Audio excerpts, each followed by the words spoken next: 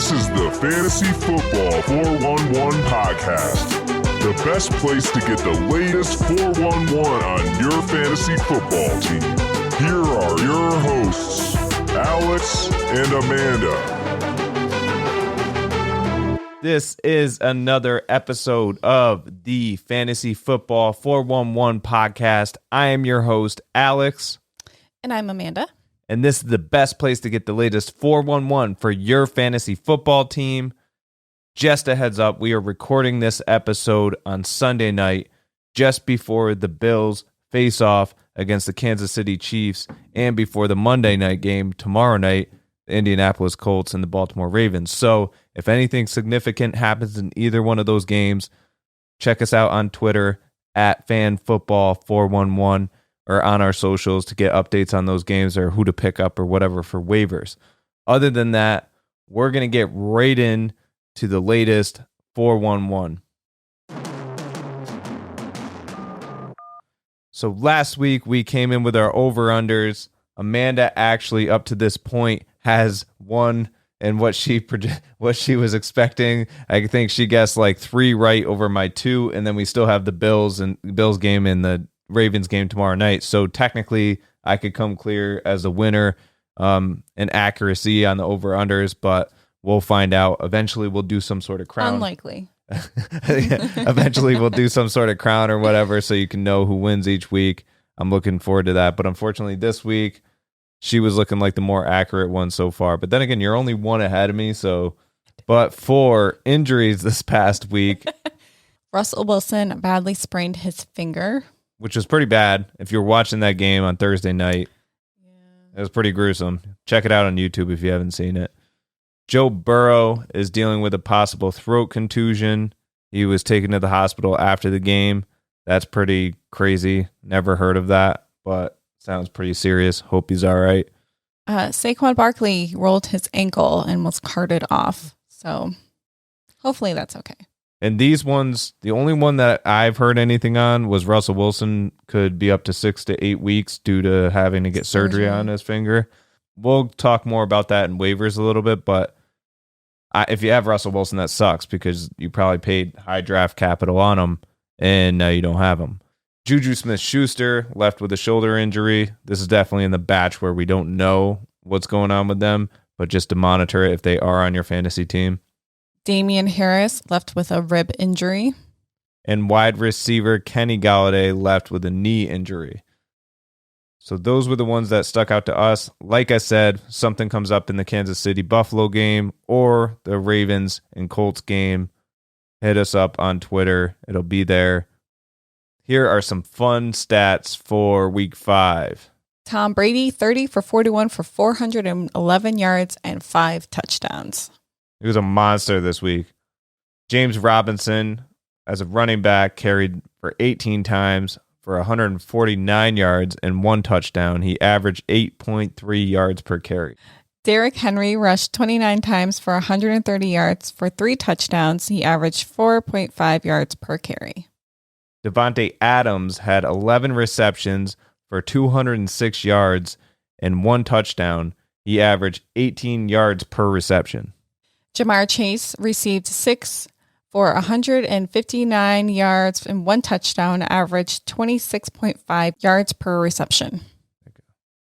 And to close it off, Robert Woods had 12 receptions for 150 yards. That one I threw in there because Robert Woods has been silent the past few weeks. This goes to show he is still there.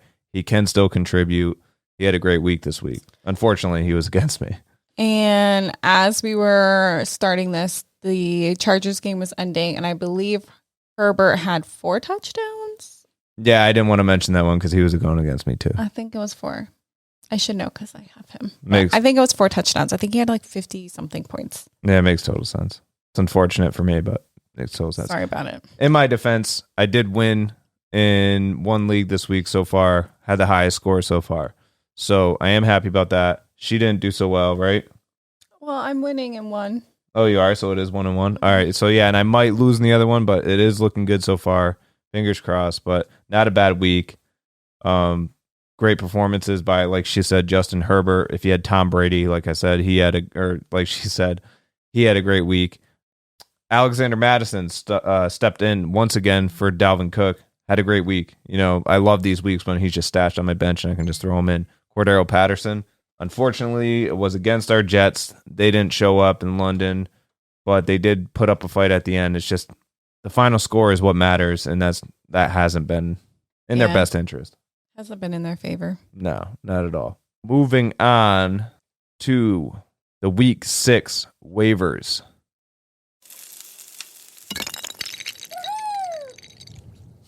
I'm in a, what did they say? I'm in a funky, silly mood. Who says that? What is Who's it? they? I don't know. It's like a saying on like TikTok or something. I was just in a goofy, silly mood. I think that's what it is.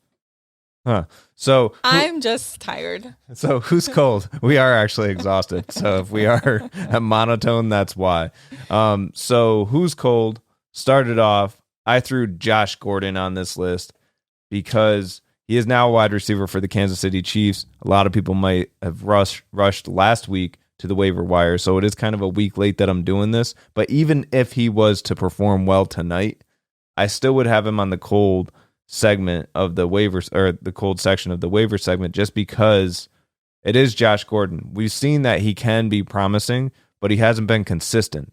Like if he ever was consistent, it's been a while, and he's been out of the league quite a bit of time now that I can't trust it. He may catch a few red zone targets and might be well in certain weeks, but you're not gonna be able to count on him every week. So I'm leaving him there. Leave him. Okay. Baker Mayfield. Why is he a cold? I put him in the cold segment because he did get 27 points this week, so people might rush over, pick him up as a quarterback. But he does have some tough matchups, and he is another inconsistent player that I can't trust every week. He did have a great week this week, though. I feel like he's probably already on people's. Yeah, he could be. Yeah, maybe it's just our waivers, but he's there. Tight end Ross Dwelly on the 49ers is in the cold segment for me. A lot of Kittle owners like myself who didn't have Kittle this week because he was out with injury might rush to the waiver wire and pick him up. He's not George Kittle. I think he got like 4 points this week. So I'm not really running to get him. And if Trey Lance is going to keep playing, I need to see what Trey does moving forward before I throw this, backup tight end in there. I can't play it. I ended up picking somebody who I'm going to mention in the hot segment up before the games this week, and it helped me out a lot. And unbiasedly, I added him to the list just because of consistency, but we'll get to that. But Ross Dwelly's not him. Ross Dwelly needs to prove a lot more, and he's definitely a cold pickup.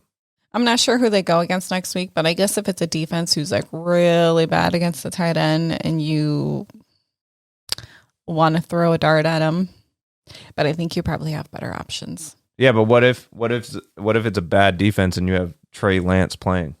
Are you trusting Trey Lance to actually throw the ball his way and get him good points, even if it's over the worst defense? Probably not. No. Geno Smith. Geno Smith is the backup for Russell Wilson. So would you agree that he's cold or no? Yeah, you don't pick up Geno Smith. Okay. Because this one actually worried me because she mentioned it to me when we were coming up with the cold and hot waivers. And I was like, oh my God, I think she actually believes in Geno Smith. Wow. But based on like the short little spark we saw in the game, he actually threw a touchdown to DK Metcalf that was awesome on Thursday night. And like he actually had some good plays here and there. But I do remember him with the Jets. I do remember his history as a QB there. And I don't know. I just never believed in him ever since then. I think he's a decent backup to fill in plays like he did. But now we're talking multiple weeks of play. I can't see Geno Smith being a fantasy football pickup, even though he is on a high-powered offense. Yeah, you must have somebody better to pick up. Oh, I agree 100%. Geno Smith. Who's hot? Running back Devontae Booker if Saquon is out for the next few weeks. Yeah, he even got like 20 points when Saquon even started. I mean, Saquon technically didn't even start this game. He got like 0.9 or something in fantasy. So Devontae Booker, I agree that is a hot pickup. I'm not the same thing as Kittle with Dwelly. I'm not saying he's Saquon. I'm not saying he's going to put up the same numbers. Like if Devontae Booker put up 20 points in this game today, or this past week, then Saquon probably would have done 28 on a good day. So it just goes to show you there's definitely a big difference between him and the next running back. But wouldn't you put him in the same category as like the Damian Williams of last week? Yeah. I mean, I think for me, I don't know what it is that I have against Damian Williams. Maybe it's just because it's the Bears and their offensive line or whatever. But I like Devontae Booker better than Damian Williams. And I don't even remember. I think we had Damian Williams and Cole last week anyways. But yeah, that's a good comp, though, because people are hot on Damian Williams right now. Chuba Hubbard, on the other hand, I'd probably put a little bit ahead of Devontae Booker just because of his quality of offense. So Devontae Booker is a good pickup. Just to remind you, the cold waivers we have on here aren't there to tell you not to pick them up. You can pick them up, but just don't make them a top priority. These hot ones that we're mentioning here, make them more of a priority than those ones. Devontae Booker, I'd put 15 to 20% down if you need the help at running back, especially if you're a Saquon owner. What would you say? Yeah. Okay. Yep. And the second and last hot waiver pickup I have this week, and like I said in the previous segment, it's not because it's biased and I picked him up. If I didn't pick him up, I would have said the same thing. Tight end Hunter Henry on the Patriots is getting consistent targets every week. And the only reason I picked him up, it was last minute. I didn't even do a lot of research. I picked him up because Kittle got marked as out like last minute. So I had to rush to the waivers to pick him up. I went through every tight end I possibly could. Dawson Knox, none of those guys were on waivers. So I had to weed through and look at stats. Now, from week 1, he got 3 targets, then 4, then 6, then 5. This week, he got 8 targets. So he's consistent for a tight end. Those aren't crazy numbers, but his production with them has been pretty good. I mean, today he was 8 for 75 yards. Last week he was 5 for 32. The week before that, 6 for 36. I'm fine with those numbers as a tight end, especially when he's getting red zone targets 3 out of the 5 weeks that he's playing. So he actually did do his best output today, which was 19.5 points for me. Last week he was 13, and the week before that he was 8. I'm fine with even those numbers for a tight end. I'm not trying to get like 30 points. If you do, like the owner of Kyle Pitts over here, then it's great, but you're not going to get that every week from a tight end. So I was happy with that. I'm even happy with his matchups moving forward. Mac Jones seems to be targeting him. For tight ends, it's slim pickings if you don't already have one. So if you're in need of a tight end, I would put down 15 to 20%. I'd probably even go up to 25% for Hunter Henry because he could even rise even more than he is now. What do you think of that one? Even though Jonnu Smith is a factor? Yeah, I mean, because as a factor, he's a tight end on the team, but I think Jonnu Smith is more of a blocking tight end. He did do some short routes I saw today. They were thrown his way that kind of made me like, oh, wow, that's kind of weird. Don't want that to happen. But I think Jonnu Smith is listed as like, I don't know this, fact check me if you want, but I think he's like one of the best blocking tight ends in the league right now. So I think that's why the Patriots got him. They love 2 tight end sets. So yeah, he's going to get some passes here and there, but I don't think he's a threat to Hunter Henry's output. Okay. Moving on to the week 6 matchups. All right, so week 6 buys. We got our buys starting. So we have the Jets, the Falcons, the 49ers, and the Saints are all on buys. So look at your lineups. Make sure you don't have any of those in. And Thursday night of week 6, we have the Buccaneers playing Philadelphia Eagles. The over-under on that one is 52.5. I'm taking the over, and the only reason I'm taking the over is because the Eagles were competitive this week, came back from like a 15-3 deficit, and they really put up a fight. And I think they can put up a fight against a stout defense like Tampa Bay, and I'm hoping it happens here. I just took a long shot in this one to go over. What are you doing? I chose the under on this one. I just don't think it's going to get that high. Then we have Miami versus the Jaguars with the 44 over and under, and I went under. Yeah, we both went under. Yeah, I don't think that one's going to be high scoring. I mean, Trevor Lawrence is still throwing picks and still an Urban Meyer offense that's not looking that great. I mean, LaVisca didn't even get a reception till the second half. Oh my gosh, it was so bad. Yeah, Everyone was hyping him up, and then I was like, yay, I can play him. And then he had one catch. I literally almost started LaVisca over Deontay Johnson. I'm glad I didn't, even though Deontay Johnson's only big play he had was the first throw of the game. But yeah, so that's a 44 over-under. We're both taking the under on that one. Green Bay Packers are playing the Chicago Bears. That over-under is 46. We are both taking the over on that one. I think it's going to be pretty competitive back and forth, especially I think Andy Dalton's going to be in now. I don't know if what's going on with Justin Fields, but he got out of the game. We forgot to mention that one.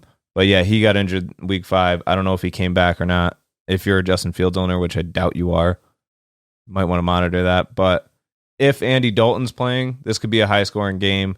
Either way, I think that could be competitive. We're both going over on that. Cincinnati versus the Lions. The over and under is 49, and I'm choosing the under.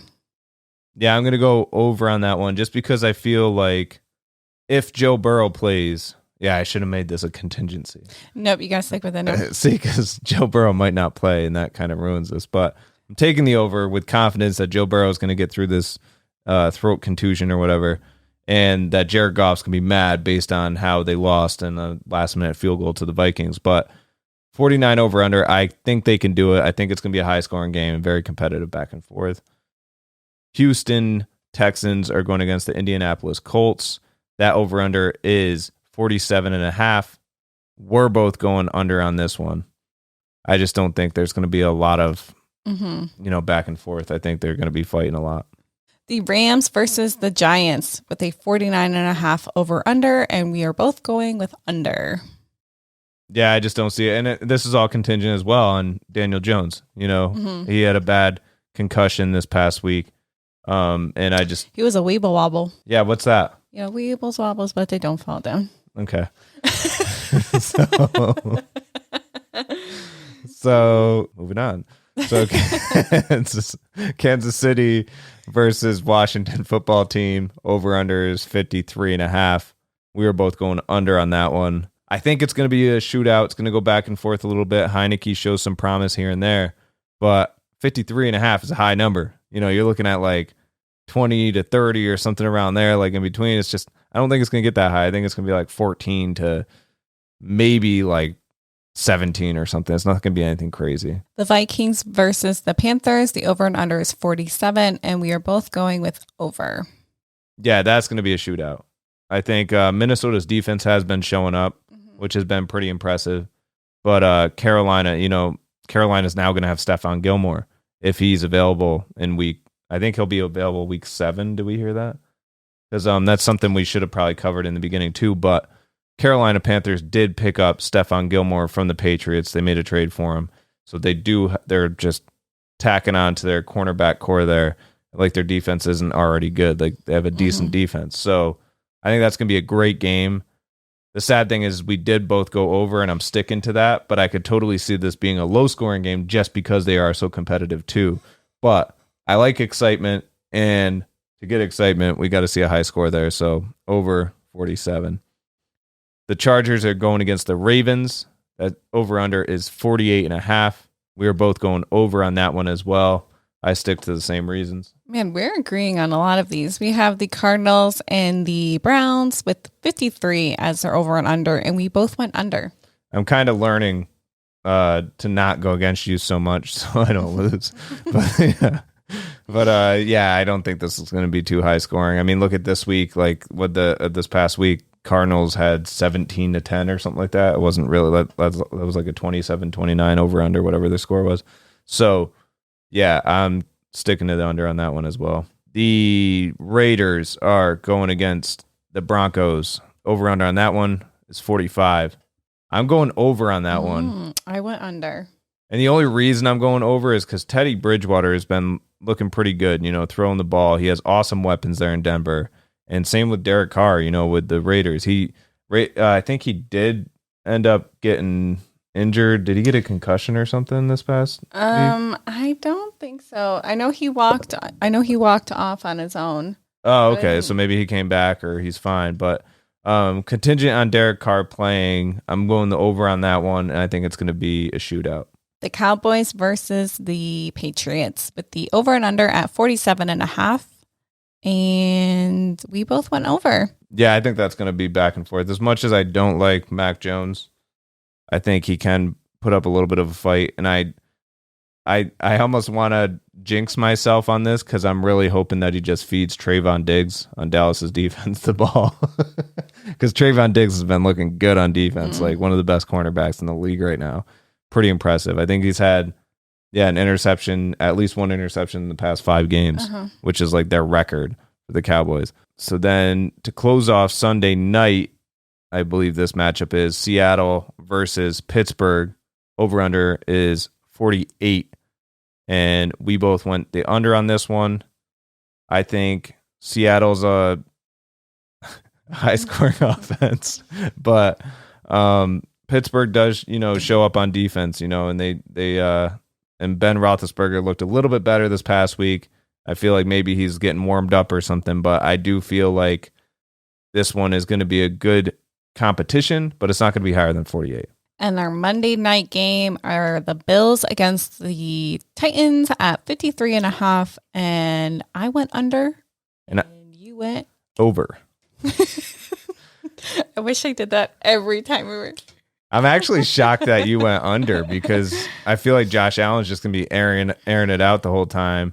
And I feel like Tannehill's going to have no choice but to do that as well. And hopefully Julio's going to be back by then. I think I was just thinking of the Bills defense and that Tennessee hasn't been too great. So I just thought maybe it would take it down a notch. Okay. You knew I was going to ask you to do that again. Okay. So yeah. So that's pretty much it for our over-unders. So like I said, if we do see monotone, we're exhausted. Don't blame us. We're doing our best. I think I'm sounding way better than you are right now. You probably are. So I'm going to go straight to bed after this. And it's 6:00. So it's not. It's almost 9:00. So thank you for listening. Follow us on all of our socials, FanFootball411. If we missed anything, hit us up. Let us know. Otherwise, it might be there. You just haven't seen it yet. Otherwise, good luck in week 6. Thank you for tuning in. Good luck. Watch out for those buys, and we'll